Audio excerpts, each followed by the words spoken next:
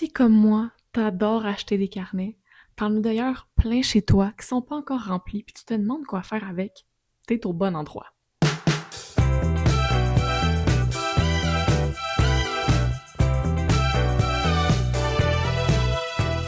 Bienvenue sur ma chaîne Causerie créative. Si on se connaît pas déjà, moi c'est Judith et aujourd'hui je te montre 15 nouvelles idées pour remplir tes carnets de notes. Il y a 5 ans, jour pour jour, j'ai publié une vidéo qui s'appelle 13 façons de remplir vos carnets. Puis c'est ma vidéo qui a eu le plus de vues. Elle a eu 74 000 vues. Ça me fait chaud au cœur de savoir qu'il y a autant de gens qui partagent l'amour des carnets. Donc si c'est ton cas, ben continue d'écouter la vidéo. La première idée, c'est le 5 Years Journal. Dans le fond, l'idée, là, c'est de remplir quelques lignes à tous les jours, que ce soit sur 1 an ou sur 2 ans, 3 ans, 5 ans, peu importe. On peut l'acheter déjà fait, comme celui que vous voyez à l'écran, ou on peut le faire nous-mêmes aussi. Ça permet de garder une trace dans le temps pour voir où on en était en telle année, puis avoir un regard rétrospectif. C'est seulement quelques lignes à tous les jours, donc ça s'inclut bien dans une routine, quelque chose qui s'est bien passé, un moment positif. Ça peut être une question par jour qu'on répond, ou ça peut être aussi une photo par jour, si vous avez envie d'inclure un petit peu de collage là-dedans. Vous pouvez aussi écrire les livres que vous avez lus dans votre année, les films écoutés, les endroits visités, les moments célébrés. Je trouve que c'est toutes des belles façons d'avoir un regard rétrospectif sur notre année. La deuxième idée, c'est un carnet, les pages du matin ou les morning pages. En fait, ça, c'est une méthode qui a été inventée par Julia Cameron, puis elle décrit dans le livre The Artist Way. Ça consiste à remplir quelques pages, en fait, de cahiers spontanément, sans essayer de faire de sens. Elle conseille de le faire à chaque matin. C'est comme une façon de débloquer notre senseur intérieur. Tu sais, la partie critique de nous, puis ça nous encourage à aller librement dans notre flow créatif. Moi, personnellement, je l'ai jamais fait. Puis je me disais que ça pourrait être une bonne idée de vidéo où je teste les pages du matin. Fait que dites-moi qu'est-ce que vous en pensez. Ensuite de ça, une troisième idée, c'est le junk journal. J'ai essayé ça récemment, puis je trouve que c'est vraiment le fun. Dans le fond, l'idée d'un junk journal, c'est de récupérer des choses, des papiers de chandelle, des étiquettes de vêtements, des factures, bref, juste plein de choses qui auraient probablement fini soit à la récupération ou dans une boîte de souvenirs pêle-mêle. Mais là, on les inclut dans un journal de souvenirs. C'est beaucoup, en fait, d'allier les photos au collage, des fois des textes aussi. On en fait ce qu'on en veut, hein. Ma quatrième idée, c'est un carnet de visualisation du futur. Ça amène tous les bienfaits d'un tableau de visualisation, mais en carnet. Donc, c'est un lieu pour faire une réflexion sur vos souhaits, sur vos priorités et se servir de ce carnet-là comme un rappel et une motivation. Quand on fait un tableau de visualisation, souvent, tu sais, on le fait une fois, mais d'avoir un carnet qu'on travaille petit peu par petit peu, en fait, ça nous permet de se projeter dans le futur à petite dose et plus souvent.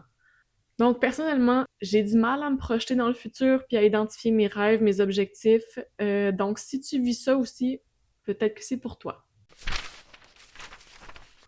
Bon, mais pendant qu'on est dans une lignée un petit peu personnelle, je vais vous conseiller de faire un carnet de thérapie.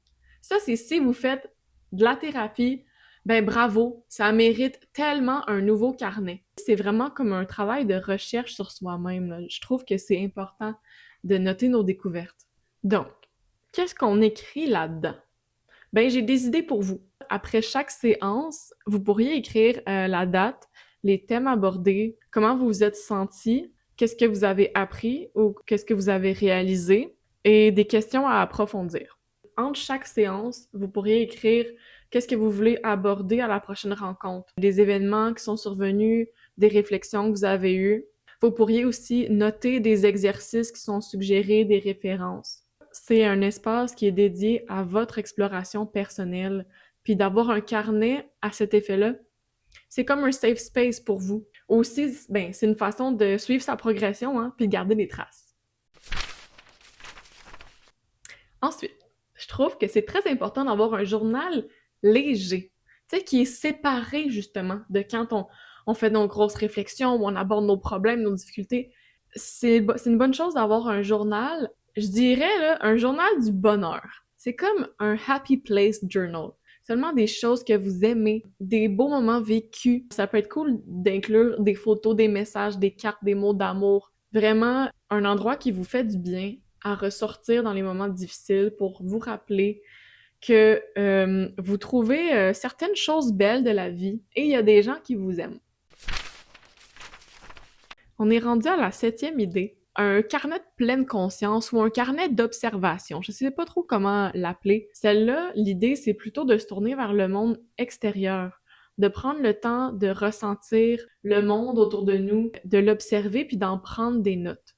Il y a eu un été où je me sentais complètement déconnectée de ma créativité, puis j'ai commencé à faire ça, d'aller m'asseoir au parc 15 minutes par jour, sans distraction, puis de juste observer autour de moi, observer comment je me sentais. Puis ensuite, quand je revenais chez moi, ben je prenais des notes de ce que j'avais observé, ressenti. Puis c'est un exercice qui m'a fait vraiment du bien.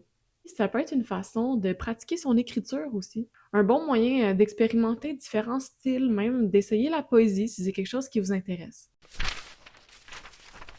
Next, je vous conseille de faire un herbier. Cette suggestion-là, elle vient d'une abonnée en dessous de la vidéo des 13 carnets. C'est effectivement une super bonne idée, puis je trouve que ça accompagne bien l'idée d'avant.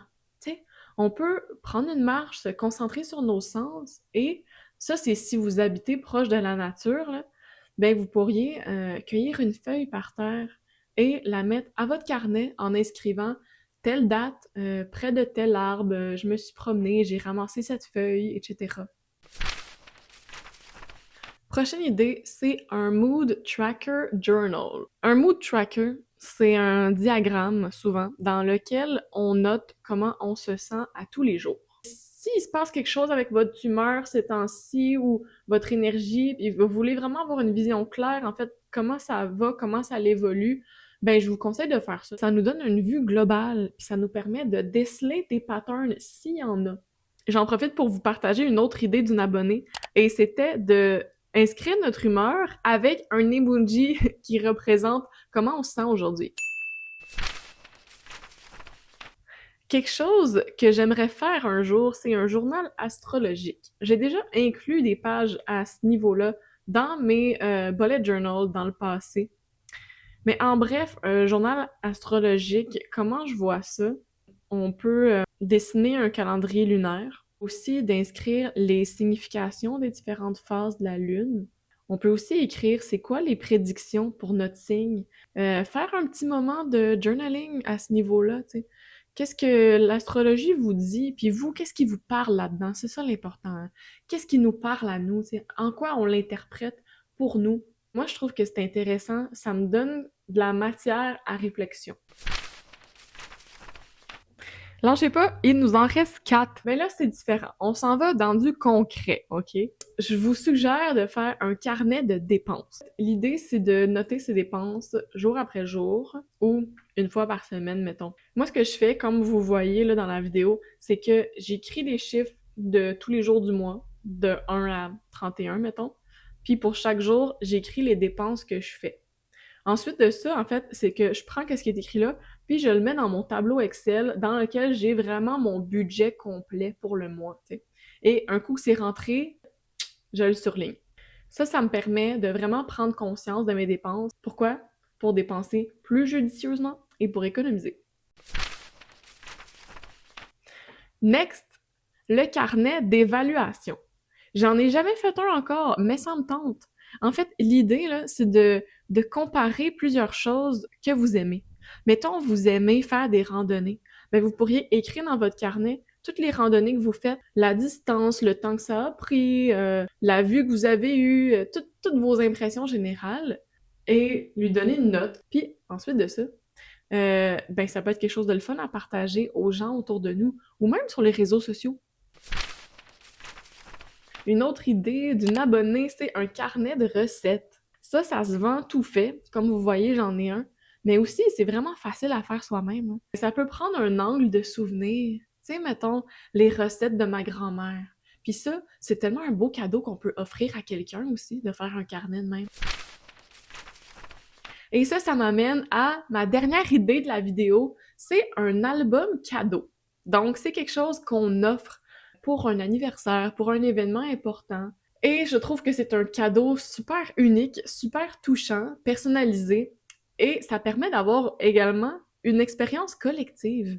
Ce que vous voyez, c'est un carnet que j'ai fait pour mon chum, pour ses 30 ans, et j'ai demandé à tous les gens près de lui de fournir des photos, fournir des textes, et j'ai tout assemblé ça dedans, et il a été vraiment touché par ça.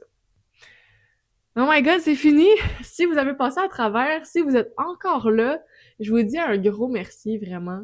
J'espère que ça vous a inspiré, que ça vous a donné au moins quelques idées pour remplir vos carnets. Dites-moi en commentaire lesquels que vous pensez faire pour vrai. Allez écouter la dernière vidéo. Si vous manquez d'idées, ben il y en a 13 autres dans la vidéo que j'avais faite avant. Un gros merci! Bye tout le monde! À la prochaine!